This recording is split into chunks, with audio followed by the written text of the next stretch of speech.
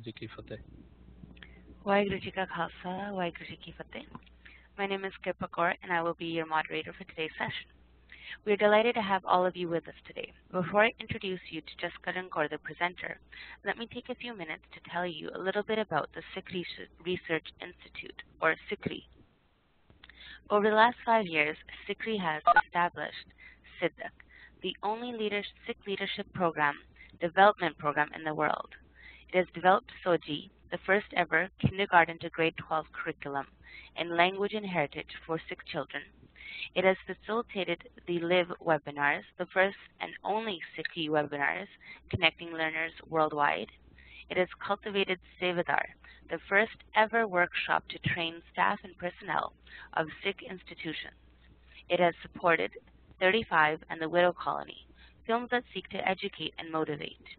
And it has created global reach in the US, Canada, England, Scotland, India, Pakistan, and South Africa. Let us begin our session today.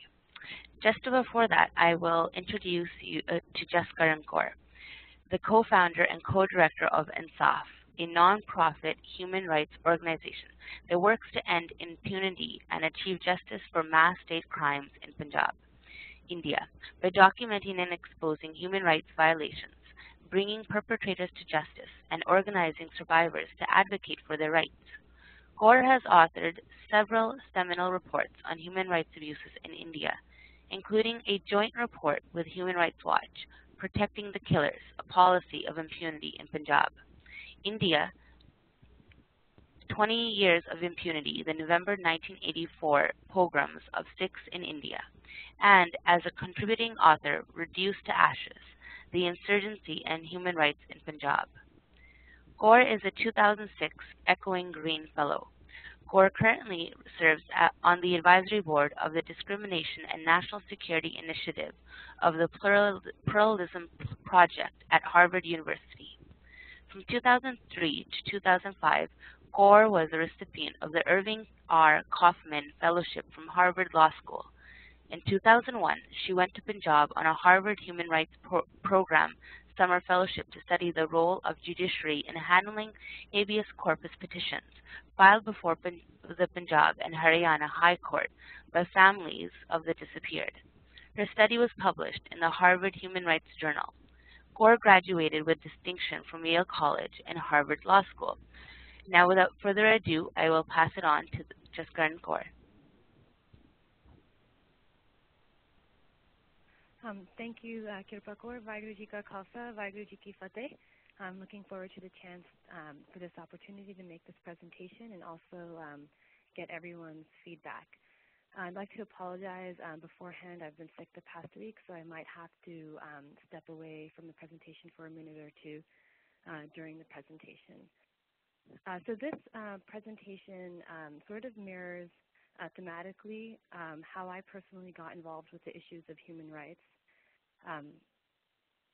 Today we're going to address a brief look at what happened in 1984 in India and beyond during the decade of disappearances in Punjab from 84 to 95, possible reasons why we should get involved as individual defenders of human rights, what obstacles we face in getting involved both as individuals and as a community as a whole, and then what have other communities done. So personally, when I got involved, when I first started learning about human rights issues in Punjab and India in 2001, this is basically the path I took. I first learned about the facts.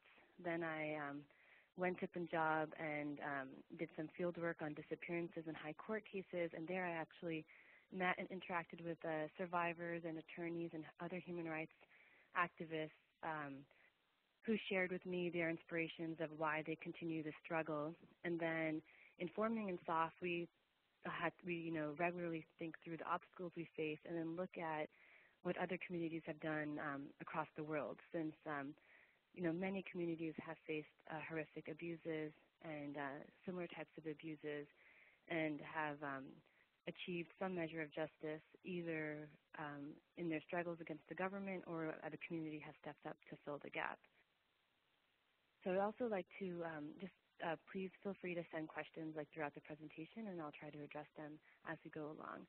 So the background part is going to be, I'm not going to go into detailed analysis of the abuses, but just highlight key points about like 3 different episodes of abuses, and then point you to different resources so that you can go and explore on your own regarding the particular issues that resonate with you. So the main 3, I'd say, the main 3 issues that I'd like to highlight are Operation Blue Star, or the June 1984 Army attack on Harmandir Sāhib and Amritsar, the November 1984 pogroms in India, and then the decade of disappearances in Punjab. So this is a picture of Gurjeet Kaur, whose experiences highlight several different issues, both the June 84 Army attack and then also the decade of disappearances. She gave her personal testimony to the BBC, and I'm just going to read from portions of it so that you can get an idea about the individual impact and how she describes what happened to her. So she starts off with, "I've been left all alone in this world. Army soldiers killed my husband, Gurmeet Singh, and our young daughter, Jasvinder. Gurmeet Singh was a deeply religious man who visited the Golden Temple at least once every month. He left our home in village Sodiwala in Punjab's southwestern border district of Firozpur along with our elder daughter, who was only a young child at the time. They were inside the temple when the army launched its attack. Gurmeet Singh and Jasvinder never returned home. All I know is they were among the thousands who were killed by the army that day. We couldn't even perform their last rites."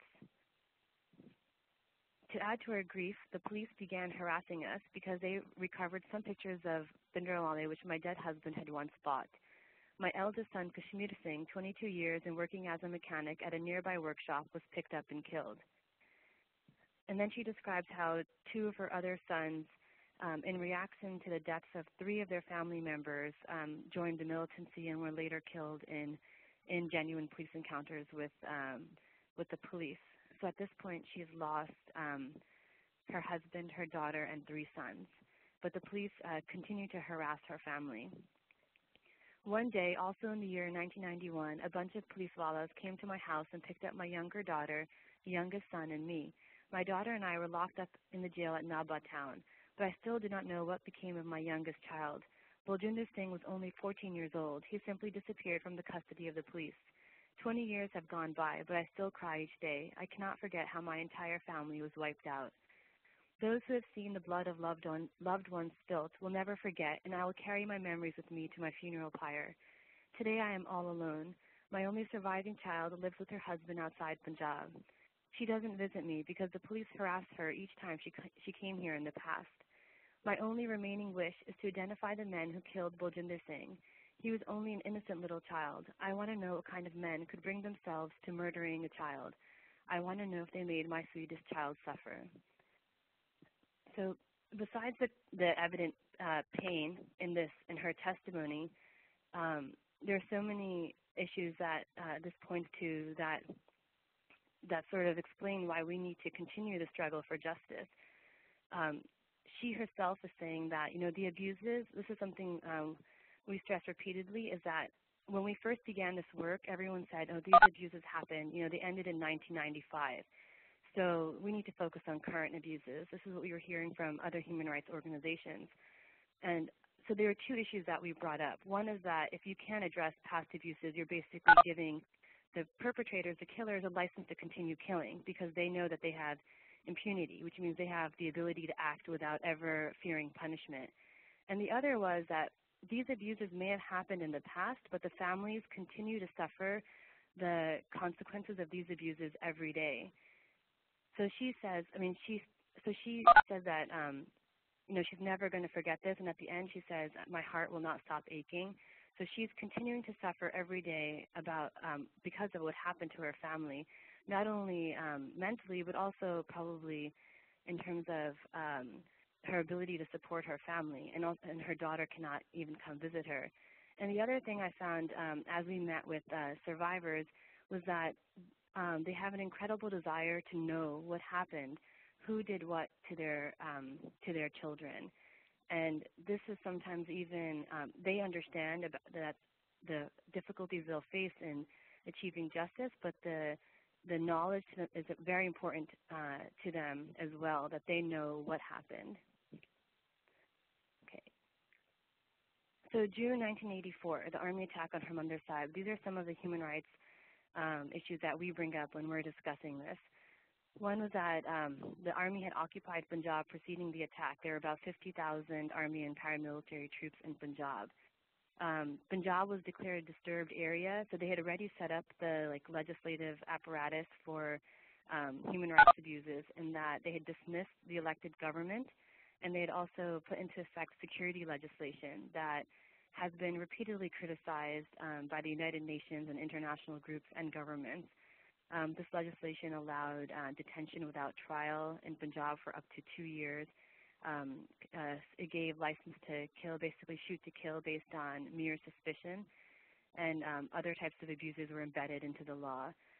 There was no transparency. Reporting had been banned, and phone lines were cut, so people could not communicate outside of Punjab. So that was the setup leading up to the army attack. And then during the army attack, there was indiscriminate firing. So the firing wasn't just directed towards the militants. Civilians were trapped inside. The army obviously attacked on the martyrdom day of Guru Arjan Sahib. So thousands of pilgrims had gathered inside the Darbar Sahib. And although the army claims that it issued a warning, eyewitnesses and individuals who escaped have consistently declared that they were not issued any warning about the attack. So although there was a curfew in Punjab, up until the initiation of the attack, the army allowed civilians to enter the Darbar Sahib. The Sikh reference library was destroyed, and as per eyewitness accounts, it did not happen in the exchange of gunfire or during the attack, but it happened after the attack. So when there was no necessity to continue with gunfire. So not only were artifacts and manuscripts burned, but they were also looted. And the government in court in 2004, before the Punjab and Haryana High Court, they acknowledged that they do possess materials that they looted from the Sikh reference library, and they had promised to return them, and on that basis of that promise, the court ended the case, but no materials have been returned. After the surrender after the militants, after the Darbar Sahib was taken over, when there was no need to continue firing, the army just point blank executed individuals as per eyewitness accounts, and also killed people whose hands had already been tied behind their back. A couple of doctors who were conducting postmortems of the bodies reported seeing individuals who had been shot at point blank range while their hands were tied, so while they posed no threat. And then there was a purposeful destruction of evidence of the identities of those killed. So Gurjeet Kaur, is lucky. She feels confident that she knew that, in the sense that she knew that her husband and daughter were killed then. But we've met and interviewed people who just knew that their family member planned to make a trip to the Darbar Sahib, and within that time period, and then they never heard from them again. So they don't know if were they killed during the attack, or did something happen to them subsequently when the army detained civilians. And so also when doctors conducted postmortems or were going through the bodies of the dead, they were guarded by army soldiers. This is based on a personal interview I conducted with a doctor who was involved with going through the remains, and the army ordered these doctors to put all identity material, ID cards, etc., on one pile, which they confiscated. And and doctors weren't allowed to record any identity information in the postmortems. And then subsequent arrest of civilians. So throughout Punjab and also from Darbar Sahib, individuals were detained without trial for several years, the most famous being the Jodhpur jail detainees. So this is just a snapshot view of the general issues, and then the link below, 20 Years of Impunity, that's a report that INSAF issued 5 years ago. And the first chapter gives a more in-depth analysis of the June 1984 attack and cites from eyewitness accounts. So you can, for further information, you can go there. Okay, so then November 1984 is the second major episode. So in 20 Years of Impunity, we do a detailed analysis of about 1,000 affidavits and then police and government papers that were submitted to the government-organized Mishra Commission that was set up after November, after the violence, and then proceedings before various commissions. So this report is based on papers that were not public, and scans of which were given to us for this analysis. And then part of what we also do in that report is we apply the international law of genocide to the abuses, and also engage in like comparative analysis with other episodes of genocide around the world, such as the Rwandan massacres. So these are some of the main points in this slide and the next slide that contribute to describing the 84 pogroms as genocidal killings. So a quick note on language is in our community, when we talk about what happened in 1984, we continue to use the word riots, and that's a total mischaracterization. So something that we can personally even begin with is just making sure that we don't use that language. Because riots implies violence on both sides and unorganized mayhem, whereas this was directed killing of Sikhs. So it wasn't, a free-for-all. It was very organized killing of Sikhs. So one major characteristic of a genocide is a targeting of a community for murder and extermination. So it's not just to teach a lesson, but it's to exterminate the community, like remove them from the face of the earth. So these are several characteristics that the bullet points that follow that support that November 1984 involved the targeting of Sikhs for murder and extermination. Death squads were pretty vigilant in ensuring that all Sikhs were killed, and made repeated attempts to prevent escape of Sikhs. So, for example, one individual, Amar Singh, he was saved by a Hindu neighbor who pretended to drag him through the street as a dead man. So he tried to pretend that Amar Singh had been killed. And then the neighbor put Amar Singh in hiding. But the leaders of the death squad, they returned, and they insisted that Amar Singh was still alive because his name had not been crossed off the list. So they were being very meticulous in ensuring that Sikhs were killed and accounted for as dead. Another example is one man, Gurmeet Singh Gill. He described how a mob chased a young Sikh boy who was dressed as a girl. So this is his personal testimony. As we were standing just near the house where I was being sheltered, we saw a child of about 10, dressed in a salwar kameez, who was moving on the road. The child was walking quite normally down the street. He was actually a young boy in the process of fleeing to safety and had been dressed as a girl. Something about the child's appearance made the mob suspect that the child was a boy, and someone shouted, "It must be the son of a Sardar." The child panicked and started running, but the mob pursued him and caught him. They asked him where the other members of his family were. The boy was really frightened, and he pointed in a certain direction and said that his father was lying there and he was dead. To my horror, the mob dragged the boy up to the father's body, threw the child on him, and burned him, saying, "This is the son of a snake. Finish him off also." So the mob was very, very determined to capture and kill all Sikhs in their presence. Then the one with slogans and political speeches calling for the death of all Sikhs. These also aired on national television. The direct targeting of symbols and structures of the Sikh faith. Their primary Sikh gurdwaras were always attacked. this Guru Granth Sahib was also urinated on and burned. And even after Sikhs were killed, death squads desecrated their bodies, such as cutting their hair and removing their kakars. Sexual violence, which included gang rapes and mass rapes of women, as well as capturing, especially from Tilokburi, there's testimony that women were captured and held as sexual slaves in other parts of Delhi.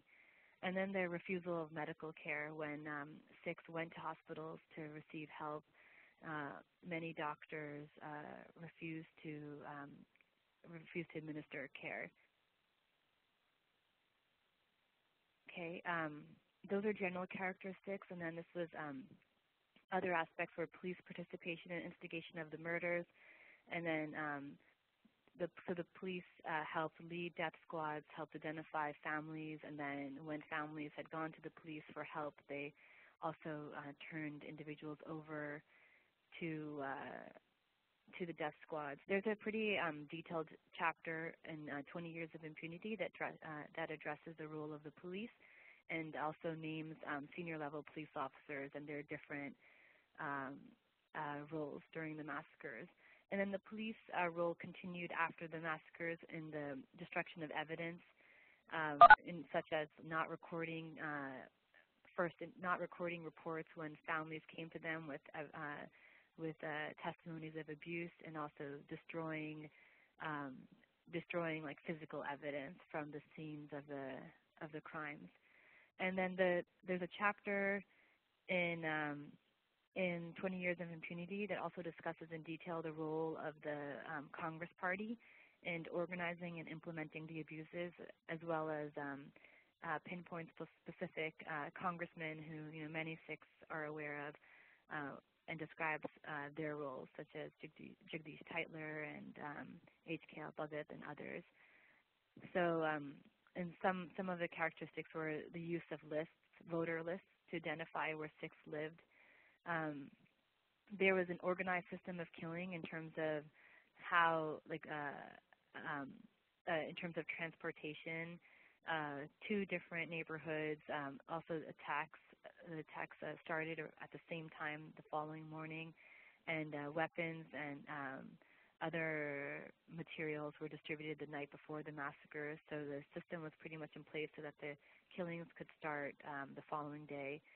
An organized dissemination of rumors, which are discussed in the report, protection of perpetrators as well as policemen, obstruction of army efforts when the army, several senior members of the army claimed that they attempted to quell the abuses, but they were obstructed for a couple of days by Congress Party officials and by the policemen from reaching survivors and from even just moving about Delhi. And then press censorship. So in our report, there's testimony by foreign reporters about how their attempts to transmit photographs with stories of the abuses led to threats, including physical threats. So there was a difficulty getting information out about the abuses. So any questions about 1984 before I just briefly discuss Punjab? Okay, I didn't see anything emailed to me.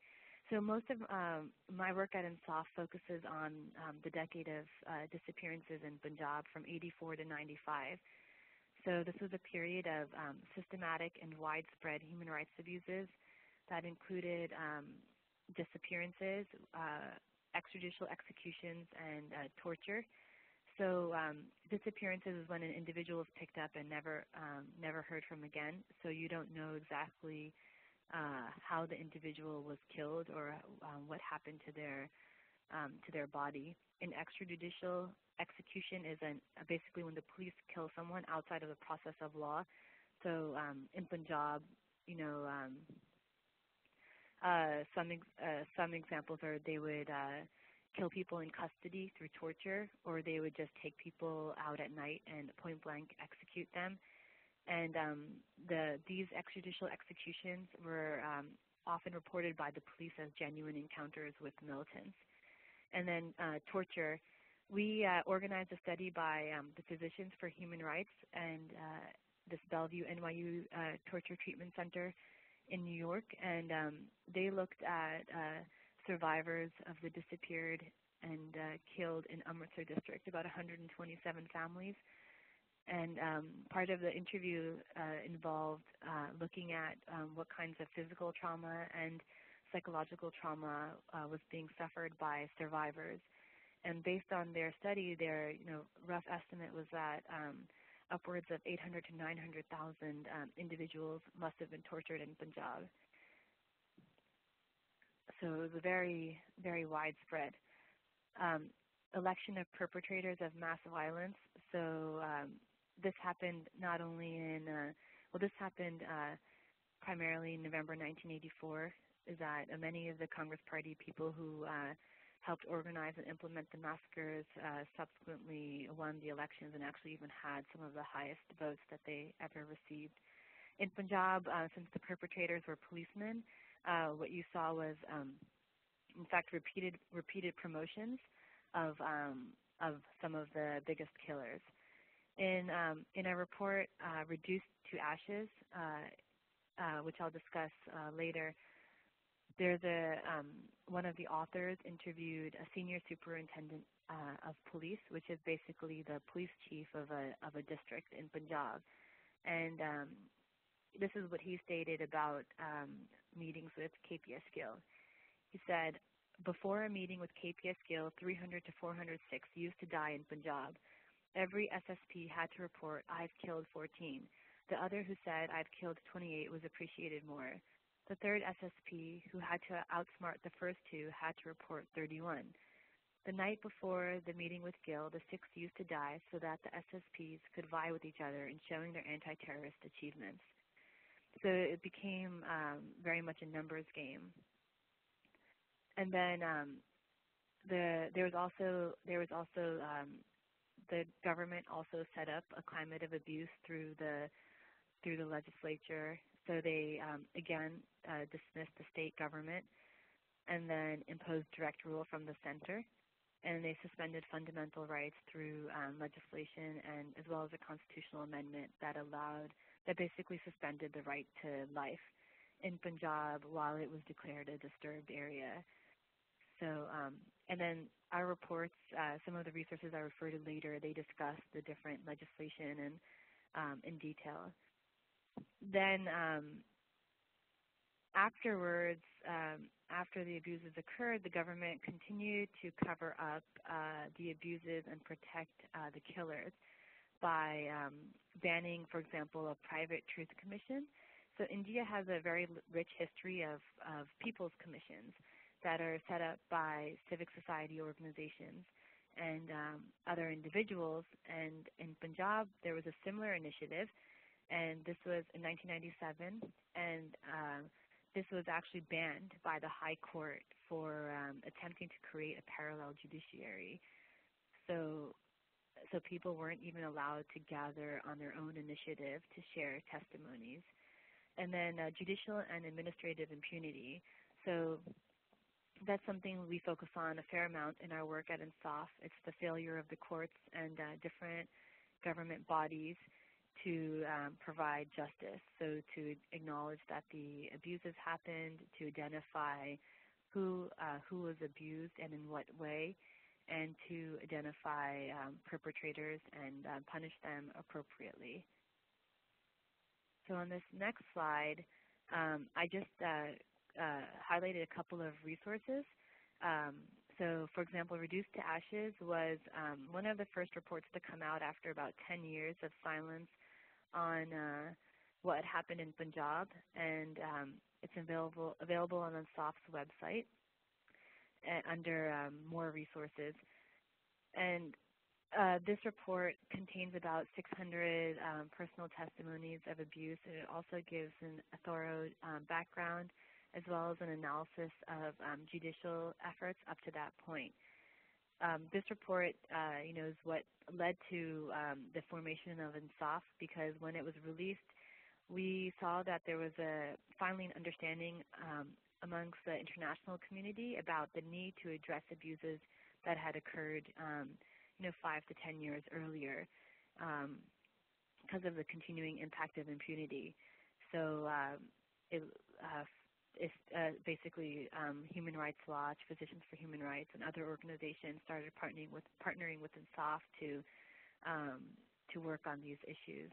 So the next report mentioned here is a report we released with Human Rights Watch in 2007, and this specifically deals with the policy of impunity. So the how the Indian government has constructed it so that both the judiciary as well as different administrative bodies have failed to provide knowledge, justice, or reparations to survivors of the disappeared and killed. The third report was released in January of this year. It's with a joint report with this organization called Benetech, which is short for Beneficent Technology. And Benetech is well known for doing statistical analyses of abuses, and their work has actually been used in the International Criminal Tribunal of Yugoslavia, for example, to prove that crimes against humanity occurred there, as well as in other special courts, since their analysis is very mathematical and difficult to refute. So we are currently working on a 3-year project with them, and as the first part, we issued this preliminary analysis that proves that the violations were systematic and widespread, and that they weren't random or minor, as the Indian government has repeatedly claimed over the past 2 decades. And then the fourth link is to multimedia. So we have, I think, 20 to 30 videos, photo essays, and a podcast that include testimonies from survivors, as well as Jaswant Singh Khara, a human rights defender who was killed by the police. So that concludes the brief, the background section on the abuses. And now I'd like to go into some possible reasons why we might be motivated as to become, both as individuals and a community, defenders of human rights. So this was personally when I was one of the first parts of Lines in Gurbani that I remember calling out to me in terms of relating what I was learning about the human rights abuses in Punjab and relating it from a SikhRI perspective. So in Babur Bani, Guru Nanak made the following exclamation, Eti marte karlane tai ki dard na aya, karta tu sabna ka soi, je sakta sakte ko mare ta man ros na hoi. So from what I understood, he was saying the mind doesn't get as, he's crying out in pain at the mass killings that he's observing, and he's saying that if it was sort of equal fighting equal, then it wouldn't upset my mind so much. But he's and that God is everyone's protector. So sorry if I botched this. If anyone else would like to clarify, please do. But the important message I got from this was the importance of verbal resistance, because he's speaking out against the abuses instead of observing or feeling his pain in silence. And then civil disobedience. Guru Nanak Sahib went to jail for his protests of these killings. So then another major source of inspiration is Jaswant Singh Khara. He was a human rights defender who discovered in 1995 what the police were doing with victims of disappearances. So after they had killed the individual, they were taking the body to public cremation grounds and cremating the bodies as unidentified individuals.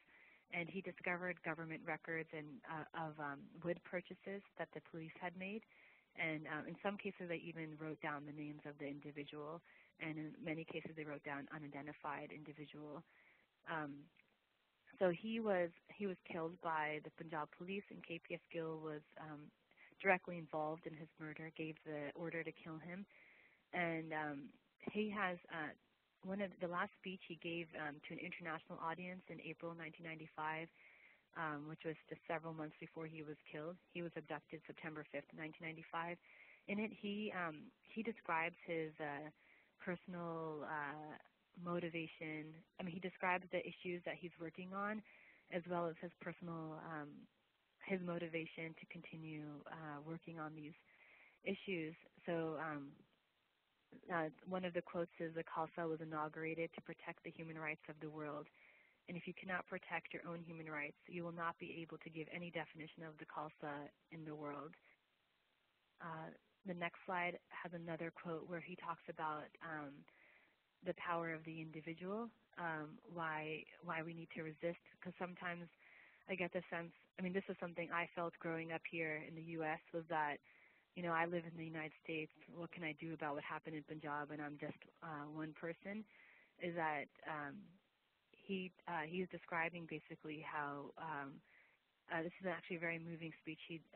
Moving quote he starts his speech with. So I'll read it to you. "In order to show its strength, darkness set its foot on the earth. But it is said, far away in some hut, one little lamp lifted his head. It proclaimed, 'I challenge the darkness. If nothing else, then at least around myself I will not let it settle. Around myself I will establish light.' And it is said, watching that one lamp in other huts, other lamps arose. And the world was amazed that these lamps stopped darkness from expanding so that people could see." So Jaswant Kalara himself is a perfect example of that one light that stopped darkness from expanding because of his discovery and his sacrifice. I mean, he knew when he came in April that the police were going to kill him. They offered him asylum in Canada, but he returned. Because of his sacrifice, this issue has continued for over a decade, and it will continue since his sacrifice continues to inspire other individuals. So I definitely recommend you watch this speech. We have added English subtitles to it, and it's at that website on this slide. And if you can't write down the website, just generally just go to our website, go to Watch Listen, and you can search for Kalida. Another actually point about the links is that on Wednesday we're changing our website, so some of these links may change, but we're probably going to set it up so that the old links will still take you to the proper page. When I went to Punjab in the summer of 2001 for the first time to do a study on how the judiciary had handled cases of the disappeared, I met this woman, Baljeet Kaur, and her experience really moved me, primarily because when we met with survivors, often we were the first person to come and ask them about what had happened to them, and people were very willing to share their testimonies, and they were moved by the fact that their son's experience would be recorded in history, because many are concerned that they're the only ones who know what happened, and that their son's story will die with them, because we're talking about mostly elderly parents who witnessed what happened. But in the case of Baljeet Kaur, when we met her, she didn't want to share her story, and we spoke to her for about an hour and a half before she did share her experiences. And part of what she said was she was tired of was the fact that there's no one. She didn't see the point of sharing her experiences because there's no one who was willing to stand up with her and struggle for justice. But if she felt that there were people, then she could continue this struggle. So she said, this is something she said to me when she was describing sort of how after her husband, who was a teacher, was picked up by the police. I mean, her story is very unique because her husband was picked up by the police and announced as killed in an encounter the next day in the papers. But she actually saw him in detention several times after that, and the police said they wouldn't release him, but they needed him to identify other people in his neighborhood who had become militants. And in reality, once the police have declared someone dead publicly, they're not going to release the individual. They would probably, in most cases, kill the person once they've decided they've gotten all the information they can. But she, when I met her, continued to believe that her husband was alive. And unfortunately, he was on a list of people who had been killed that the government finally issued in the mass cremations case.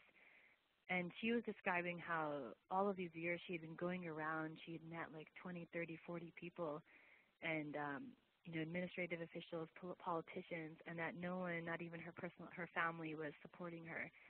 And so I remember very well when she's like, will they listen to someone's pain, and if they have influence, will they do something? And she said this struggle for justice will only work if all Sikhs rise up and put their efforts towards this. Sometimes my own family doesn't let me pursue this fight. They ask me why I'm butting my head against a wall, but if others come forward, I could continue the struggle. And this is a testimony I've seen. This is an emotion I've seen expressed frequently in Punjab. When we started this work and embark on like different projects, we've repeatedly been told by people that survivors are afraid, or they don't want to discuss what happened. And again, they've proven that kind of thinking wrong. For example, when we did the PHR study, 95% of the individuals we approached agreed automatically to participate in the study. And we've never had someone refuse to give us their testimony of abuse. And most individuals want their stories recorded. They're not, they've already lost a lot, and some do continue to face harassment, and for that reason they don't want to give names, but many, want their loved ones' experiences recorded for history. So why should we get involved? Gurdwamata shows us that we should identify with the downtrodden and fight for freedom and justice. The survivors have asked us for our support, and they want to continue the struggle for justice, and each individual can make a difference. Okay, I just received a question from Kirpa Kaur, and the question is there any reason why Sikhs should continue the legal battle? There hasn't been anything substantial achieved in 25 years. Personal response and organizational response, please. Okay, so I discussed some of this in more detail as we go on as I go on further in the presentation. So I'll just give a quick response. Is that if you look at there's several different ways I'd approach this. One from one perspective, from an emotional perspective, is that it's not my choice to decide whether to continue the legal battle, but it's the family's decision. And many families, they want to continue the battle because for them, giving up is akin to acknowledging the police's version. So if they want to continue the battle, then I will continue it with them. There are more families that want to fight the legal battle than we even have the capacity. I mean, we handle a very small number of cases that we feel will have a wider impact beyond the individual case, and there are many more families than that, I'd say hundreds, that want to continue the battle. The other thing is, yes, there hasn't been anything substantial achieved in 25 years. We had 5 convictions in the Collardyke case, which led to, which is now before the Supreme Court. Those convictions were upheld in the High Court, and they led to life sentences for these police officers. But there are so many issues with that in the sense that some police officers actually managed to get out of jail by colluding with the jail guards and other issues.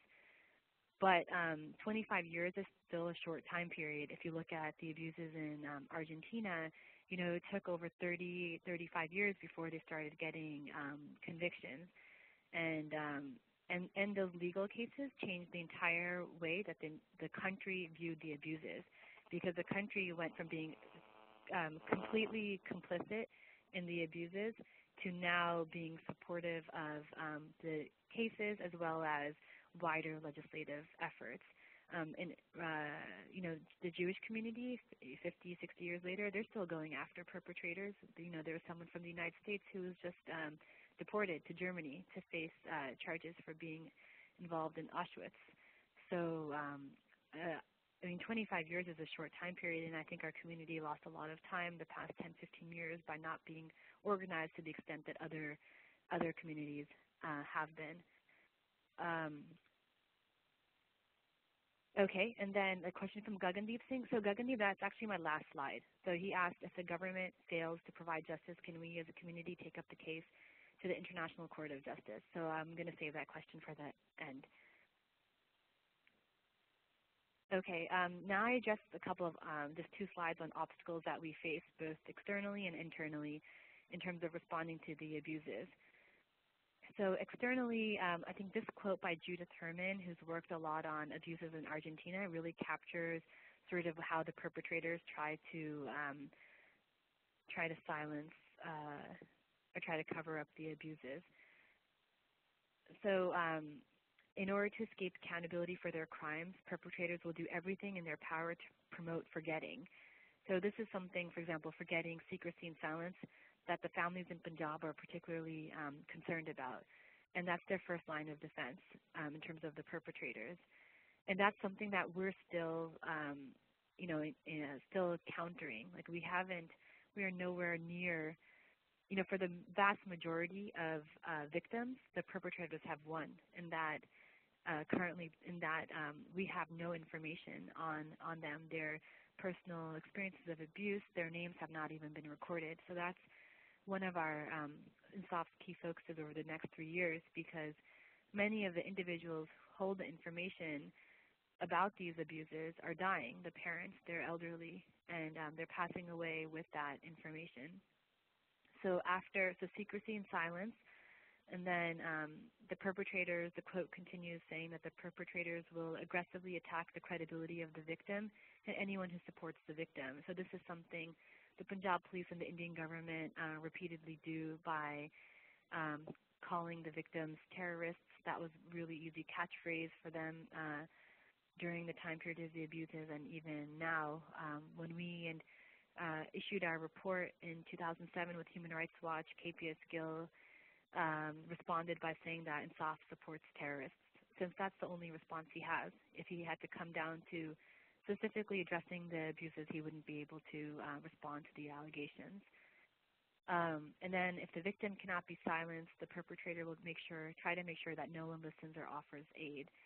And that's also, so these are all, I'd say, very real obstacles, and obstacles where the Indian government has built a very strong defense, and shows that we are up against a lot in terms of India's stature in the international community. One example of making sure that no one listens is after the Gujarat pogroms against Muslims. The UN was ready to pass a resolution condemning India for the violence, and this was violence that was very public and televised, and people, were able to follow regularly and see the impact on the victims, and also hear the perpetrators themselves speak about what they plan to do to Muslims. But the Indian government, along with the support of the US and the UK, was able to quell the resolution. Other obstacles are police retaliation against survivors in Punjab, and then the lack of political will in India and other countries. Next one is internal obstacles, division within our community. So lack of training and effort. We don't have all the facts, so we might not know what to say about human rights. Kalida himself stresses this in his speech. He says that we have not had the practice or training of keeping a complete record of that oppression. About 50,000, about 1 million, we say all of that. The educated people of the world do not trust that. They want exact figures.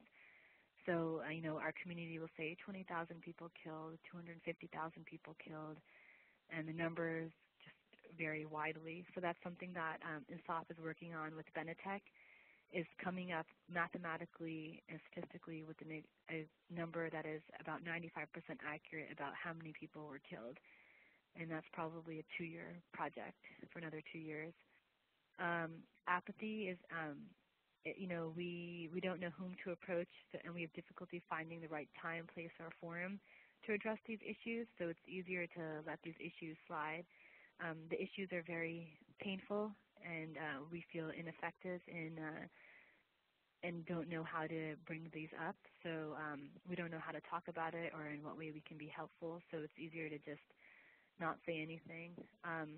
William Sloane Coffin. He was a progressive leader in the United States, and he had a quote that I really liked. He said, there is no not taking sides. When you're silent, you're choosing a side. So he said, not to take sides is effectively to weigh in on the side of the stronger.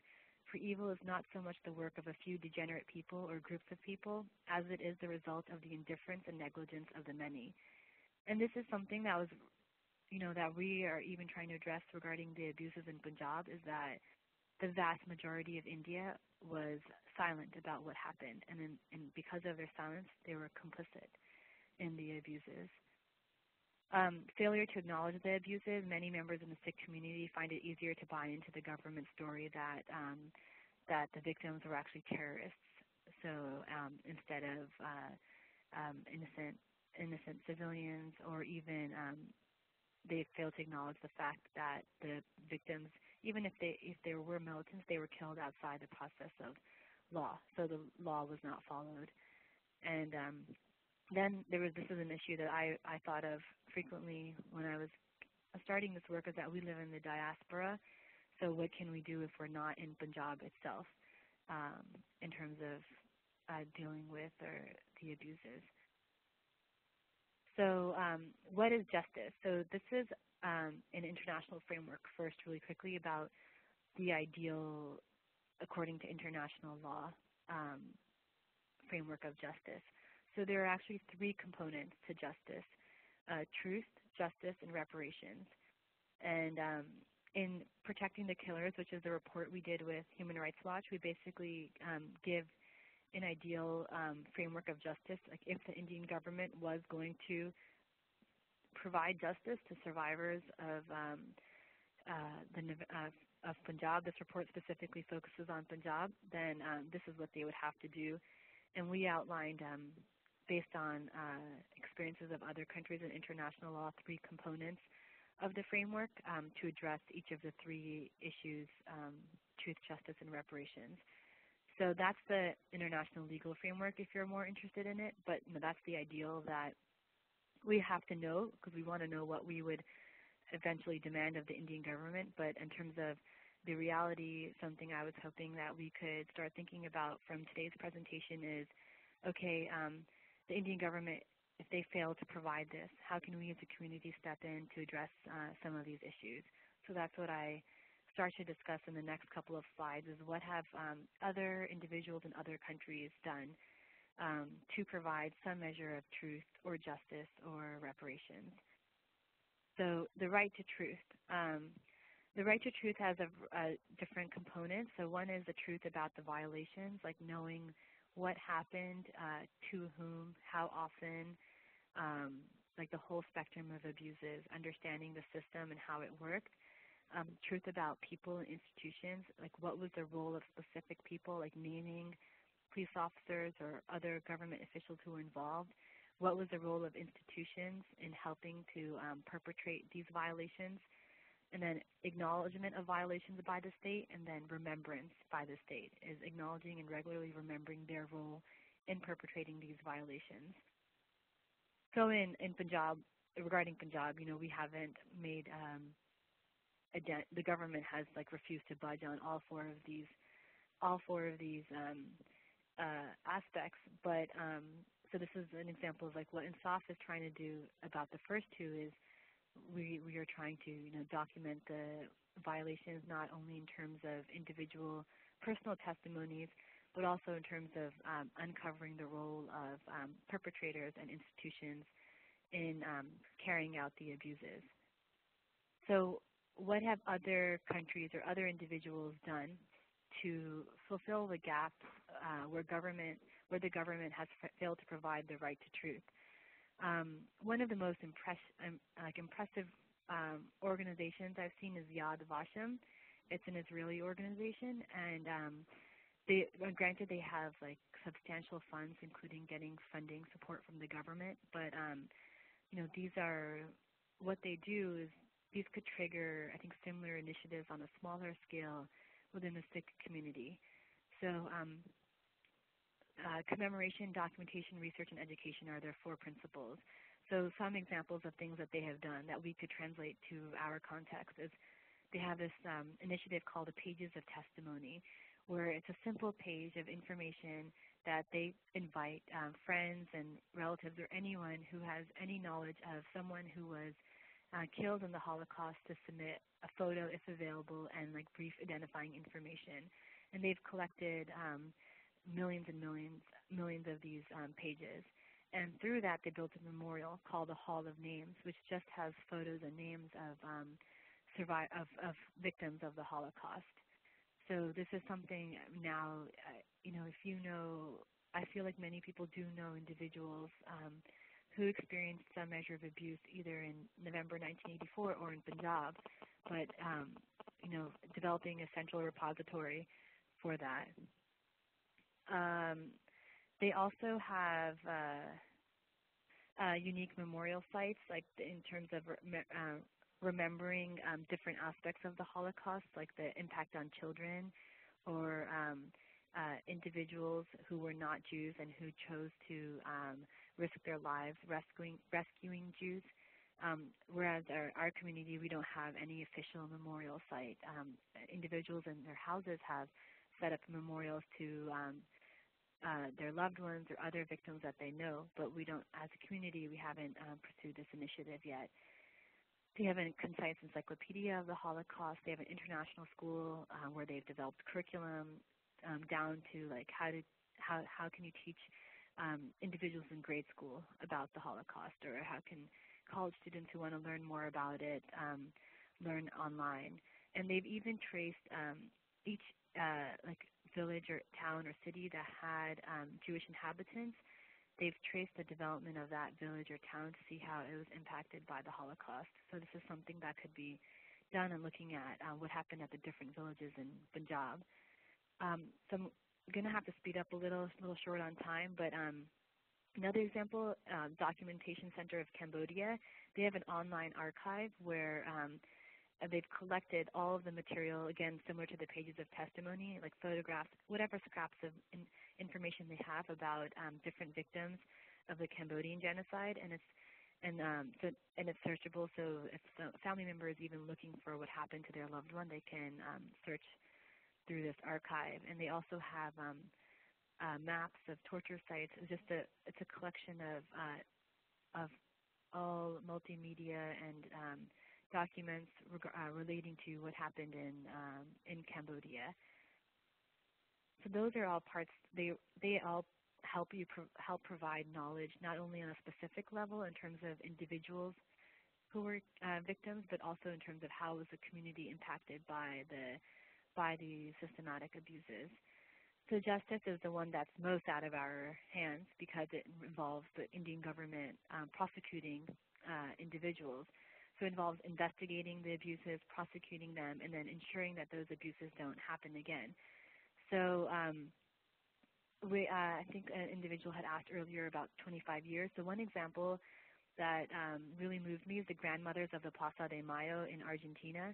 So these were women whose children were disappeared, and then their daughters were often either very close to delivery or had young babies, and their babies were taken while they were in detention and given to military families to be raised by the military families. So they lost two generations, their children and their grandchildren.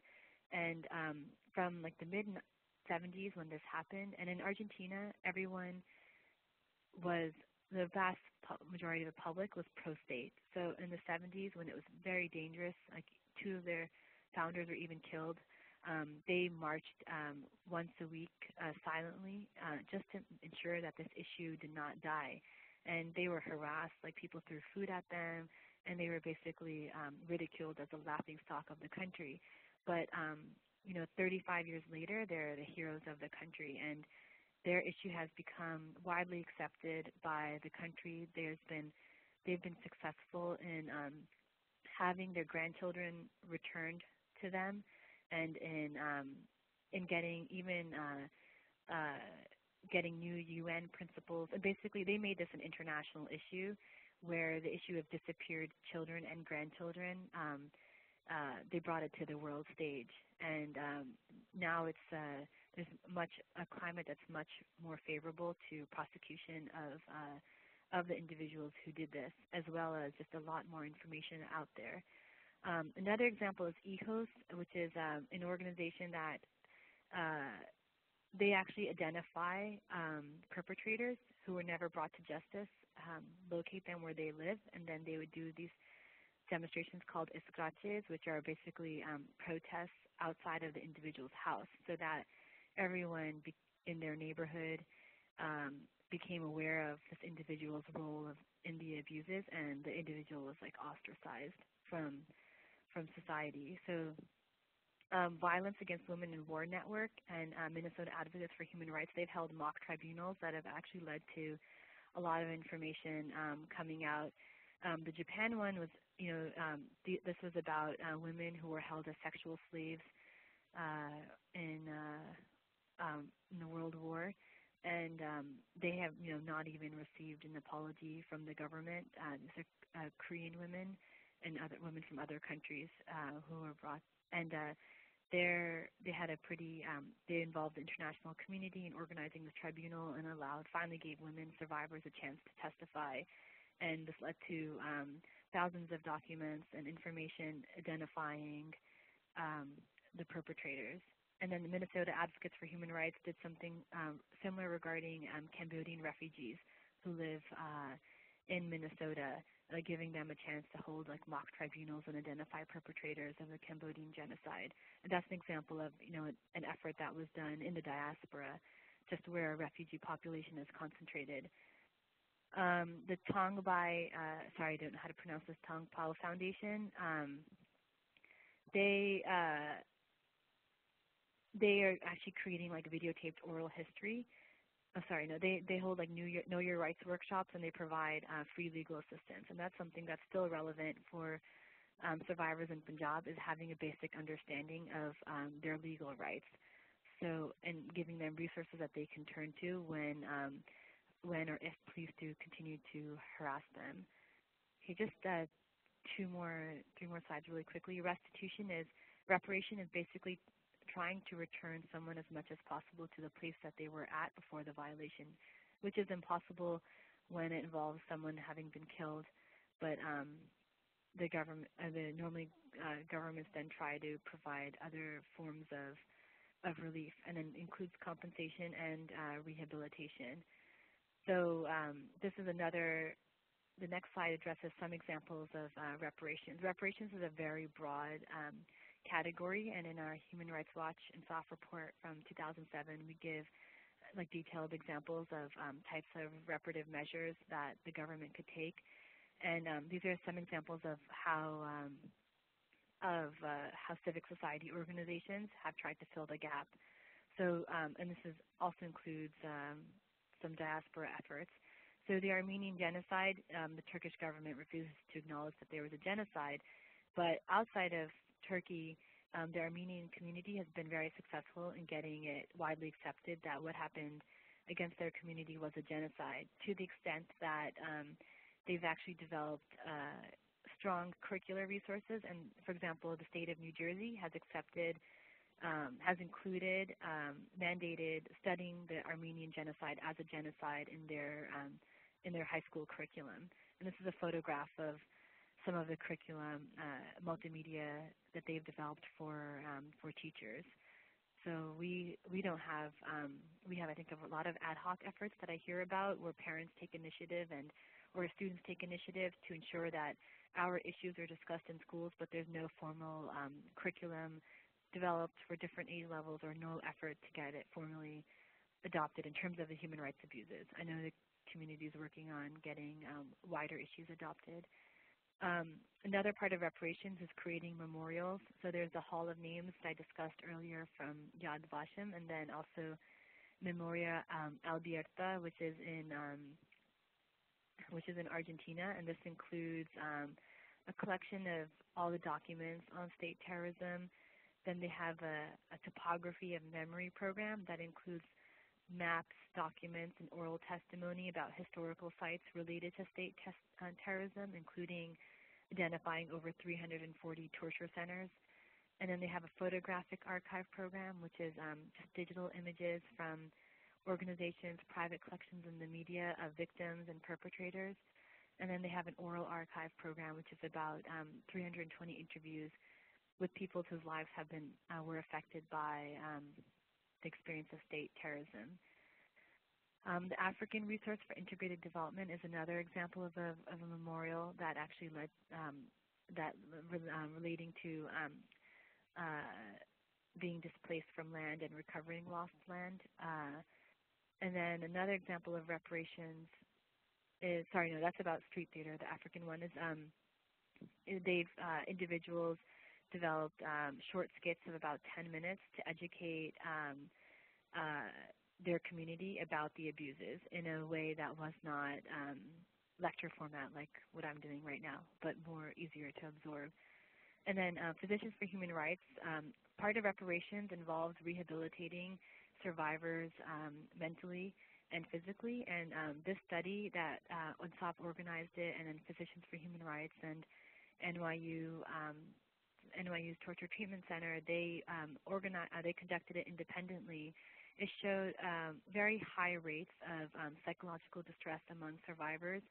So in the Rwandan genocide, for example, they said about 10% of the people 10 years later continue to suffer post-traumatic stress disorder and other psychological problems. But in Punjab, the number was at 44% are still suffering from serious post-traumatic stress disorder. So that study is available on our website, and it has some very startling statistics about how the legacy of these abuses really continues to cripple families today. So this last slide is not related, but it's addressed Gagandeep Singh's question.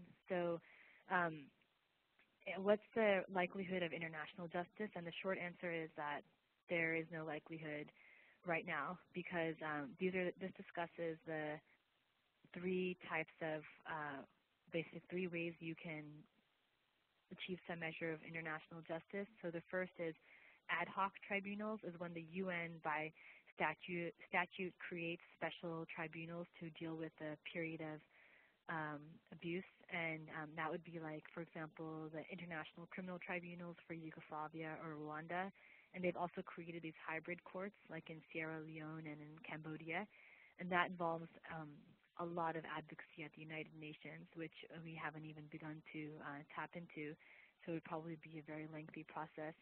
And then the International Criminal Court, the Rome Statute was not ratified by India, so you cannot bring cases implicating India, and it's not retroactive. So you can't bring any cases regarding violations that happened before 2002. And then the most favorable and possible option is universal jurisdiction, which is many countries have state legislation that allows the state to decide to prosecute perpetrators who may have traveled outside of India, for example, to other countries. But this also requires basically convincing another government to overcome political concerns and pursue these cases. And it so far has only been used in cases where there's like massive public opinion against the perpetrator and the country for those abuses. So, for example, against Pinochet, and that was the massive public opinion against Pinochet was was partly because of all of the work done by the grandmothers of the Plaza de Mayo in sustaining their struggle for many decades, and until they had brought international public opinion to their side.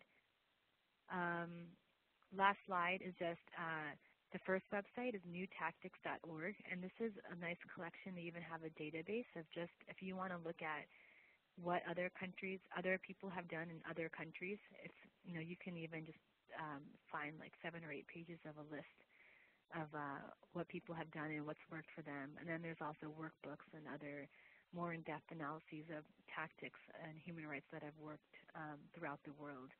And then our website at INSAF, and if you want more background information, you can go to More Resources, which collects publications by a variety of organizations, and then Publications that focuses on our publications, and then Watch, Listen is multimedia, and then you're also free to call me anytime. Email me anytime with questions and requests for further information.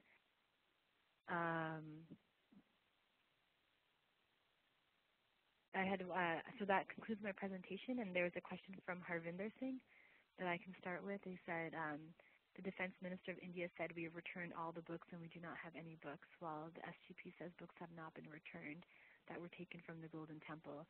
I brought this up briefly earlier in the discussion, and that was all the information I had is that in 2004 the government filed an affidavit saying that they would return it, and as far as I knew, so it's more like what the SGPC is saying is that everything has not been returned, but there's no way to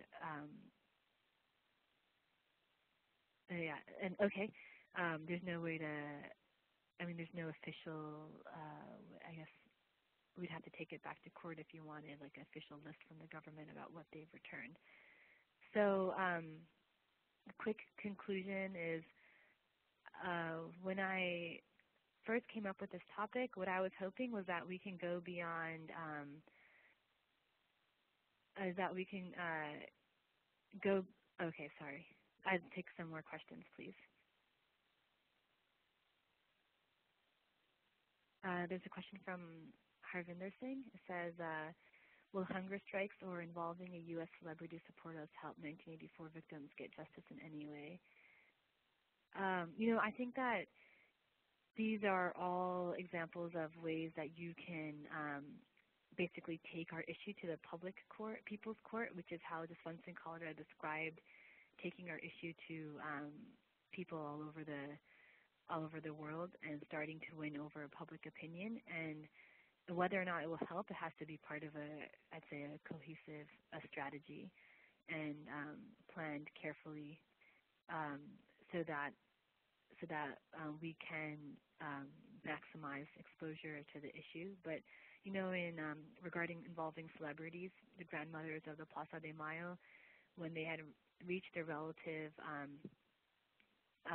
some relative strength, part of what they did was getting support from prominent individuals all over the United States, including celebrities who issued just a basic, they bought an ad in New York Times and other major newspapers, including papers in Argentina, and they issued a letter of support showing that they backed the grandmothers of the Plaza de Mayo and found them credible. And this included, rock stars like U2, U2 even wrote a song on behalf of the grandmothers of the Plaza de Mayo called Mothers of the Disappeared.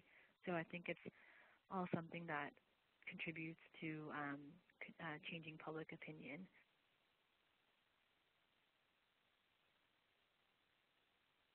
I received a question also anonymous, but it says, Gurmut also recommends to exhaust all means prior to picking up a sword. In your judgment, not legal, when will Sikhs be at that juncture? And that's not a question I feel I can answer, since that involves individual judgment. Another question from Harmandir Singh. Does our organization work with other Sikh legal organizations like Sikhs for Justice or any other organizations? We work on a project basis, depending on whether or not there is a need for our expertise, and if there's a role that we can fulfill. So it's like any, and we tend to, we work based on the production of certain results, and where the strategy and the project planning has been done thoroughly. So we always welcome collaborative efforts. Let's see. Just trying to keep up with the questions. Make sure I'm not missing. From Sarvjit Singh.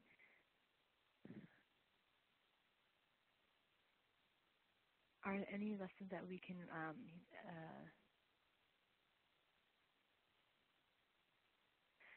Sarvjit Singh wrote, the epicenter and start of all killing started with the 1984 Operation Blue Star against militants in Golden Temple.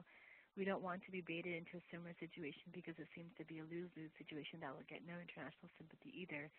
take the recent case of LTTE's collapse and 20,000 plus civilian casualties in a few days. Are there any lessons that we can learn as a community about armed struggle against powerful governments, especially those with poor human rights records? I feel that we as a community need to do some critical thinking around this issue. I mean, I agree with Sarjeet's thing about the need to do critical thinking.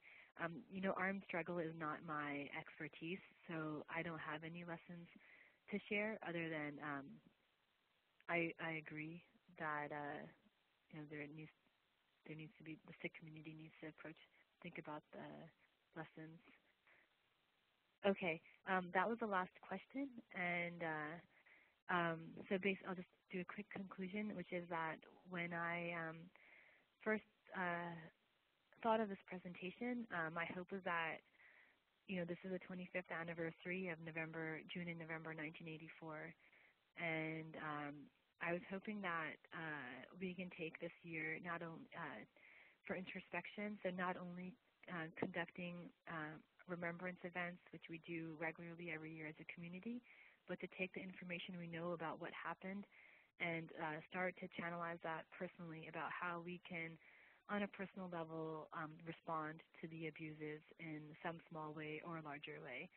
And there are a lot of avenues I wasn't able to discuss in more detail, but all of us at INSOP started as students, just going and doing a summer project, and then that kicked off into a larger involvement. And there are so many different ways for individuals and professionals to get involved, both in the U.S. and in efforts in Punjab, either through INSOP or through your own personal organizations or individually. So I'd like to encourage everyone to take this year as an effort, as a chance to ask yourself how you are going to personally not